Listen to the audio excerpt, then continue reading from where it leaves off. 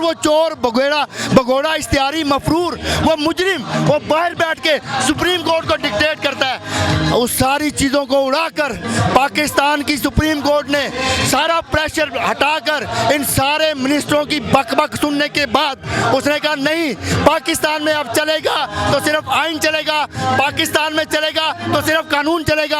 आइन में लिखा है 90 रोज़ में इलेक्शन, तो मतलब 90 रोज़ में इलेक्शन। और ये जीत की खुशी हमारी नहीं, ये आइन की बहाली की खुशी। जिस दिन आइन दोबारा बहाल हुआ उस दिन उस आइन के देने वाले की शहादत का दिन था। हमारी माँ बहनों बच्चों बुजुर्गों बड़ों को आटे की लाइन में लगाकर शहीद करवाया, उनको बेपर्दा किया। आज मैं यहाँ दुआ करूँगा, बदुआ दूंगा रमज़ान के महीने में, आज मैं बदुआ दूंगा जिन लोगों ने हमारी माँ बहनों बच्चों को आटे की लाइनों में लगाया, खुदारा इनकी माँ बहनों बेटों को भी इसी तरह आटे की लाइन में लगाकर इसी तरह मरता हुआ देखें, तब इस आवाम को सुकून मिलेगा। इनको हम लाड़काना की सड़कों पे भी घसीटेंगे, इनको हम इंशाल्लाह उल्टा लटका के छितर भी मारेंगे।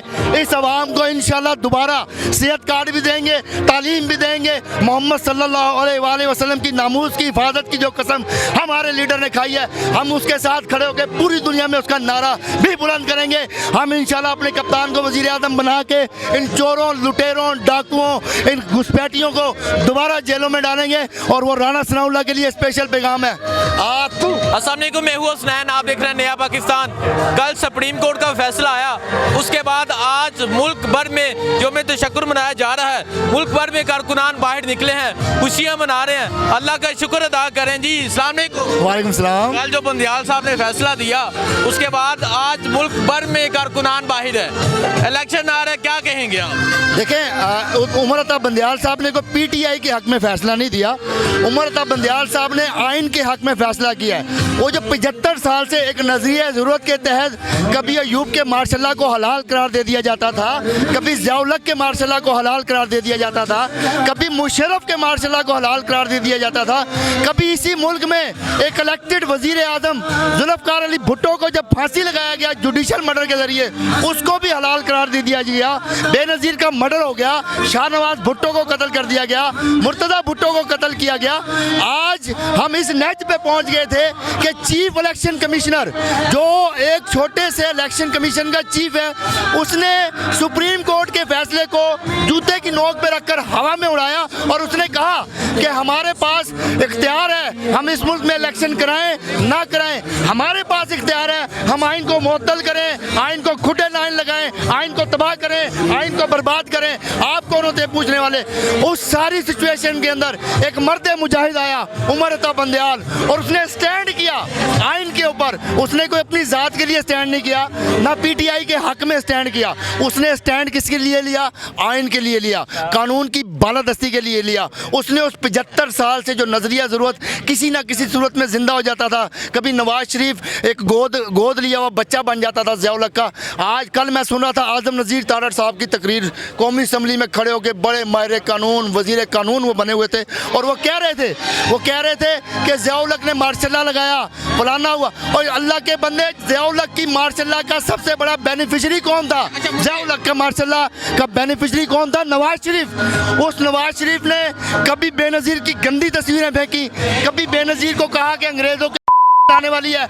आज वो आइन की बात नहीं मानता और वो चोर भगोड़ा इश्तिहारी मफरूर वो मुजरिम वो बाहर बैठ के सुप्रीम कोर्ट को डिक्टेट करता है। उस सारी चीज़ों को उड़ाकर पाकिस्तान की सुप्रीम कोर्ट ने सारा प्रेशर हटाकर इन सारे मिनिस्टरों की बकबक सुनने के बाद उसने कहा नहीं, पाकिस्तान में अब चलेगा तो सिर्फ आइन चलेगा, पाकिस्तान में चलेगा तो सिर्फ कानून चलेगा। आइन में लिखा है 90 रोज़ में इलेक्शन, तो मतलब 90 रोज़ में इलेक्शन। और ये जीत की खुशी हमारी नहीं, ये आइन की बहाली की खुशी।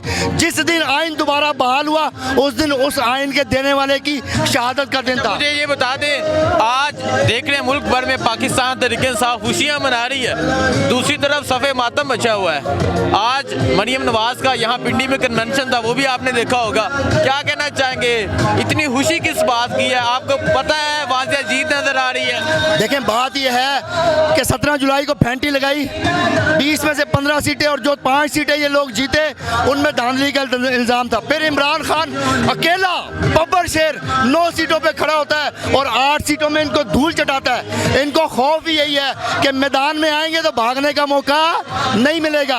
कभी ये कहते हैं खजाने में पैसे नहीं है, फिर साथ ये कहते हैं मईशत बहुत अच्छी हो गई है, कभी ये कहते हैं हमारे लिए सिक्योरिटी के मसले यहाँ पर चल रहे हैं, फिर मुल्क में दहशतगर्दी हो रही है, फिर ये कहते हैं नजम सेठी साहब दुनिया को पैगाम दे रहे हैं न्यूजीलैंड को, जी हम बड़े अमन वाले मुल्क हैं, हमारे मुल्क में आके खेलें। कभी वजीर दिफा कहता है कि हमारे पास इतने लोग नहीं हैं कि हम अमन कायम कर सकें, फिर वो यूनाइटेड नेशन को फौज देते हैं, फिर वो कतर में फुटबॉल का वर्ल्ड कप करवाते हैं अपनी सिक्योरिटी में। अवाम के हकूक देने के लिए आपके पास ना सिक्योरिटी, ना पैसा, ना आपके पास निज़ाम। आपने अवाम को आटे की 10-10 किलो आटे की थैले की लाइन में लगाकर 75 साल बाद ये पॉलिसी थी आपकी कि 75 साल के बाद आपने हमारी माँ बहनों बच्चों बुजुर्गों बड़ों को आटे की लाइन में लगाकर शहीद करवाया, उनको बेपर्दा किया। आज मैं यहाँ दुआ करूँगा, बदुआ दूंगा रमज़ान के महीने में, आज मैं बदुआ दूंगा जिन लोगों ने हमारी माँ बहनों बच्चों को आटे की लाइनों में लगाया, खुदारा इनकी माँ बहनों बेटों को भी इसी तरह आटे की लाइन में लगाकर इसी तरह मरतबा देखें, तब इस अवाम को सुकून मिलेगा। आइन की जीत हुई है। इलेक्शन से भागने का मकसद सिर्फ ये है कि किसी ना किसी तरीके से अपने इस इक़्तिदार को तूल दी जाए जिसके अंदर अपने अपार्टमेंट्स बचाए जाए, अपनी जदादें बचाई जाए, अपनी करप्शन बचाई जाए, अपनी चोरी बचाई जाए। अवाम के हकूक़ की जंग के लिए अवाम जाग चुकी, बुगला जाग चुके और अब सोने पे सुहागा सुप्रीम कोर्ट हमारे साथ खड़ी है। ये इलेक्शन भी होगा, मेरा कप्तान 3/3 अक्सरियत से 3/4 अक्सरियत से भी आएगा। इनको हम लाड़काना की सड़कों पे भी घसीटेंगे, इनको हम इंशाल्लाह उल्टा लटका के छितर भी मारेंगे। इस अवाम को इंशाल्लाह दोबारा सेहत कार्ड भी देंगे, तालीम भी देंगे। मोहम्मद सल्लल्लाहु अलैहि वसल्लम की नामूस की हिफाजत की जो कसम हमारे लीडर ने खाई है, हम उसके साथ खड़े होकर पूरी दुनिया में उसका नारा भी बुलंद करेंगे। हम इंशाल्लाह अपने कप्तान को वज़ीर आज़म बना के इन चोरों लुटेरों डाकुओं इन घुसपैठियों को दोबारा जेलों में डालेंगे। और वो राणा सनाउल्लाह के लिए स्पेशल पैगाम है, इनको हम लाड़काना की सड़कों पे भी घसीटेंगे, इनको हम इंशाल्लाह उल्टा लटका के छितर भी मारेंगे। इस अवाम को इंशाल्लाह दोबारा सेहत कार्ड भी देंगे, तालीम भी देंगे। मोहम्मद सल्लल्लाहु अलैहि वसल्लम की नामूस की हिफाजत की जो कसम हमारे लीडर ने खाई है, हम उसके साथ खड़े होकर पूरी दुनिया में उसका नारा भी बुलंद करेंगे। हम इंशाल्लाह अपने कप्तान को वज़ीर आज़म बना के इन चोरों लुटेरों डाकुओं इन घुसपैठियों को दोबारा जेलों में डालेंगे। और वो राणा सनाउल्लाह के लिए स्पेशल पैगाम है। और आगे वो राणा तनवीर वो बड़े ख़ानदानों की बात करता था, उसकी तरबियत ने बताया कि उसका ख़ानदान कैसा है। वो बैठ के फ्लोर ऑफ द हाउस में हमारे लीडर को गालियां देता है, उससे उसकी तरबियत का पता लगा, उससे उसके रिस्क का पता लगा कि वो कितना हराम खाता है। बहुत शुक्रिया जी, आप ये मनाजर देख सकते हैं। आज पाकिस्तान तहरीक इंसाफ के कारकुनान मुल्क भर में यौम तशक्कुर मना रहे हैं। मैं इस टाइम रावलपिंडी में मौजूद हूँ, मज़ीद लोगों से बात करते हैं, पूछते हैं क्या जज्बात उनके।